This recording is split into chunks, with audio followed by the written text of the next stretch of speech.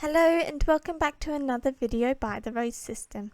My name is Sarah and I now have hand tracking. I'm excited that you can see what my hands do whilst I record. It's not perfect, but it is an improvement. Today we will be covering the difficult topic of when your support network lets you down. This is something everyone experiences, no matter how big or small the support network. We will be talking about what this means and some things to consider. Let's get into it.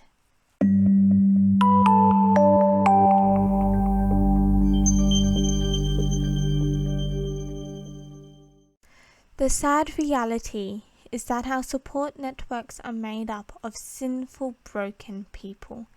It is inevitable that they will do something that causes harm.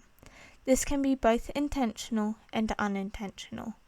I have lost count of the number of times my support network has let me down and caused pain since the beginning of my mental health journey. The breaking of trust is excruciating. The deep levels of grief is hard to bear and can leave us feeling isolated. At the same time, we need our support networks. God did not create us to bear our struggles alone. We are designed to support and to be supported. We are designed to have relationships with other people. So what do we do when our network lets us down? It is a tricky topic, and what it looks like will be individual to you. I can only share from my own experience. The first big hurt occurred not long after my suicidal phase. I was scared and felt alone. I reached out to some friends for help and depended upon them. One day they sat me down and spoke about how they felt about helping me. Their words were, "We resent that you keep coming to us for help." I was gutted. I was trying so hard to remain independent and not to be a huge burden upon them. I was prepared to up and move away so that I couldn't hurt them anymore, but I couldn't. I could have left for about a month, but then I would have to return. And when I returned, I would not have had a support network. After speaking to my sister about what happened, she encouraged me to bring up how I felt with them.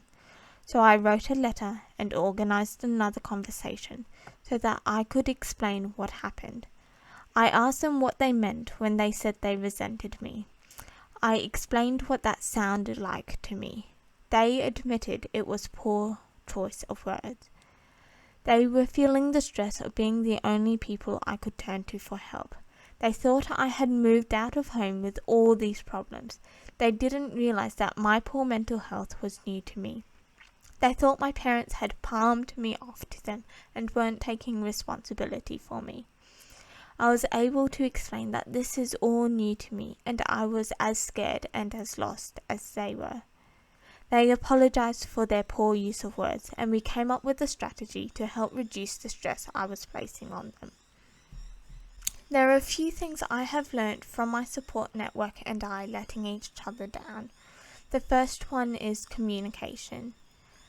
There needs to be an open flow of communication both ways.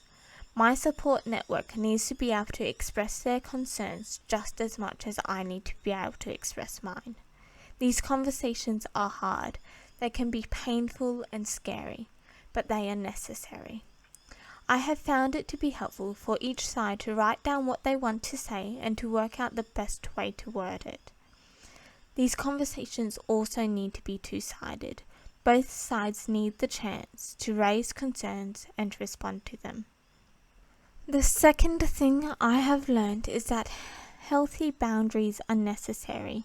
You need to be able to establish your boundaries with your support network, and they need to be able to establish theirs.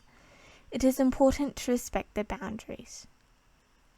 For example, I do not go over to my neighbours for help during designated family time. This is a boundary they have put in place because they need to be free to do stuff without interruption. Likewise, I have a boundary of bedrooms being out of bounds. I do not enter their bedroom and they do not enter mine. Another boundary I have is for permission to be asked before physical contact is made. When your support network crosses your boundaries, it is painful. There is a breaking of trust that occurs. The same is true when you break their boundaries. It is important to re-establish the boundaries that have been broken. This is done through communication. Remind them of your boundaries and ask that they be respected. If someone in your support network continues to deliberately break your boundaries, it may be time for a serious conversation. If it continues, then you may need to consider what role they have in your support network. I dated someone who did not respect my boundaries. I made it clear that my legs were out of bounds when we started dating. He continually ignored this boundary, and now my little A holds additional trauma because she would be negatively triggered out each time he touched us. I wish I had the ability to enforce those boundaries. I needed to have the conversation of, you keep touching my legs even though you know I struggle with it. If you continue, we will need to break up. I didn't, and our trauma has increased as a result. It is not easy to enforce these boundaries, but it is important. If they continue to disrespect them, they should probably not have as big as a role in your support network. When someone in your support network lets you down and hurts you, it is okay to take time away from them. If possible, it helps to send them a text message saying you need time and will make contact when you're ready. I know for my support network, they find it frustrating when I break off all contact. They don't know if I'm okay or whether they should make contact. Sending them a text increases communication and allows you to express your need for space. After some time, it is important to return and talk about what happened. My neighbour ended up taking me to the hospital because I was having a flashback that was just not ending. Whilst there, she followed doctor's orders to undress me. My little A, who was fronting at the time, completely freaked out. We felt very unsafe around our neighbour and avoided her for a few weeks afterwards. We had a few conversations discussing what happened and what could be done to improve the situation. She expressed her hurt at the fact that we broke off contact for so long when she was just trying to help us. She acknowledged that what she did hurt us even though her actions were right. There will be times when your support network hurts you, even when they are doing the correct thing. Take your time after the hurt, but seek to get back in contact and gradually repair the breaking of trust. It is very painful when your support network lets you down. It can seem world-destroying in the moment. This is a part of the reason why it is important to build upon your support network. One person alone cannot help. Having multiple people you can turn to is very helpful. Thus, when one lets you down, there is someone else you can turn to. Work towards building safe trust with multiple people. If the relationship doesn't feel right, don't force it. When building a larger support network, it is important that the people who are supporting you actually want to help you. It is a good thing to work towards forgiveness. Forgiveness can be hard, especially when the hurt is big. It will take time. Forgiveness is not sweeping the hurt under the rug, but acknowledging it and giving it to God. My chaplain likes to define forgiveness as taking the burden of one's sin upon yourself instead of seeking retribution.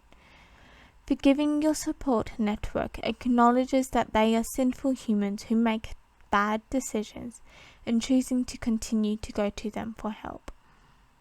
One thing I should make clear is that we are talking about situations where your support network is not deliberately and maliciously hurting you. If they are actively seeking to do damage, then they probably should not be a part of your support network. What we are talking about are when they stuff up unintentionally or are working towards your good. So in summary, work towards better communication, establish your boundaries and respect theirs. Take time to process and work on building trust again. Try to grow your support network and move towards forgiveness.